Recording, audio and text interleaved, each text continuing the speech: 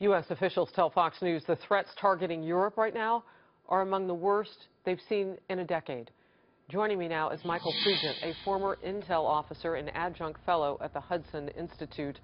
Good to see you. Thank you for joining us. I want to start off with a comment that you made to one of our producers about how the leaks in the White House and those classified leaks then making it into the bloodstream of the press, members of the press not being responsible with that material and then leaking classified material further, is hurting the fight against terror. It is. Thanks for having me on, Harris. One of the most important things is intelligence sharing with our allies. Our allies weren't concerned that Trump shared a credible threat of ISIS plan to attack commercial airlines with Lavrov. They were upset that they were hearing members of our intelligence community with top secret clearances leaking information to the press. And then after the Manchester attack, our intelligence community and law enforcement leaking Salman Abedi's name and leaking details about the bomb and the detonator before they had a chance to put the net around Salman Abedi's people. So it's very important. Okay, so May 25th, right after the Manchester attacks, we saw British police and through their prime minister saying, you know what, the leaks are really going to hurt our ability to share information. Theresa May, the prime minister, said she had a word for our president.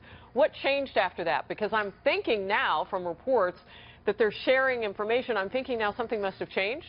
Oh, yeah, they got reassurances from Secretary Kelly of Department of Homeland Security. They got reassurances from McMaster and Mattis, and also from the president.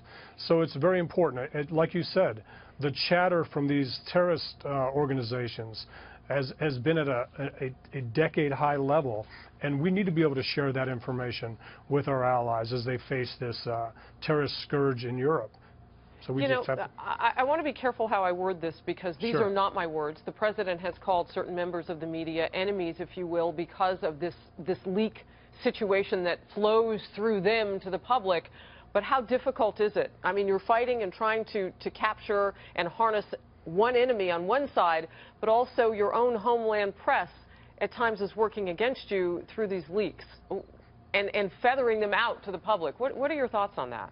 Well, it seems like there are individuals in the intelligence community that are more concerned about hurting the president than they are concerned about protecting our national security, and more important, the relationships we have with foreign allies. You cannot defeat terror. It's hard enough as it is if you can't share intel with our allies, because our allies are worried about the U.S. press exposing their assets in the field, their assets in Raqqa, in Mosul and other areas where ISIS controls territory.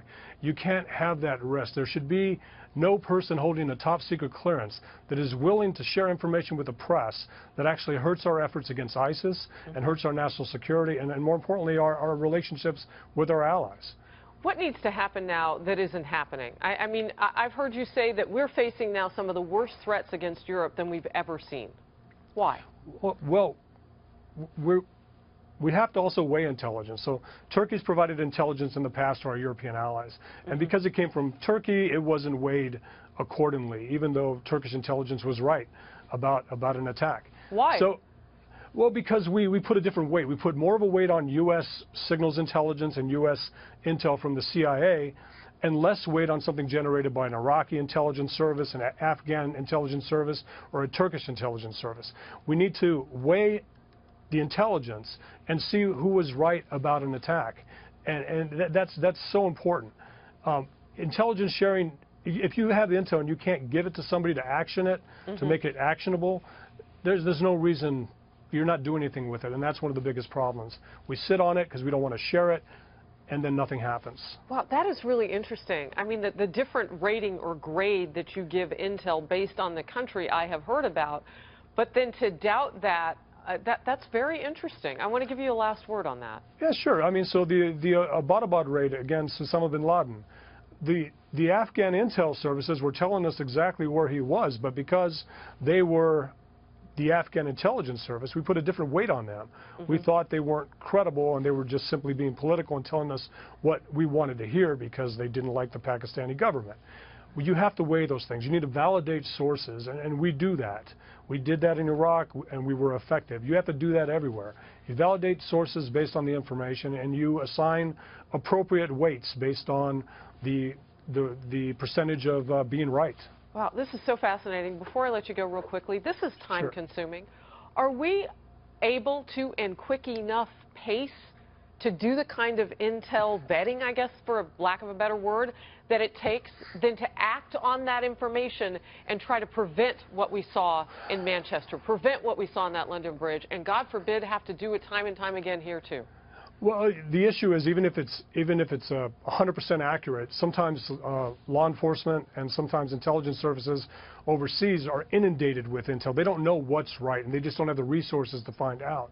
So a lot of times after the attacks, you find out these 3 individuals were on our radar. We knew that they were involved with ISIS, and we just didn't do anything about it because we couldn't. We just can't track everybody. And that's one of the biggest problems. We have too many people associated with ISIS running around Western countries, and our law enforcement is not able to keep up with it, and that needs to be addressed.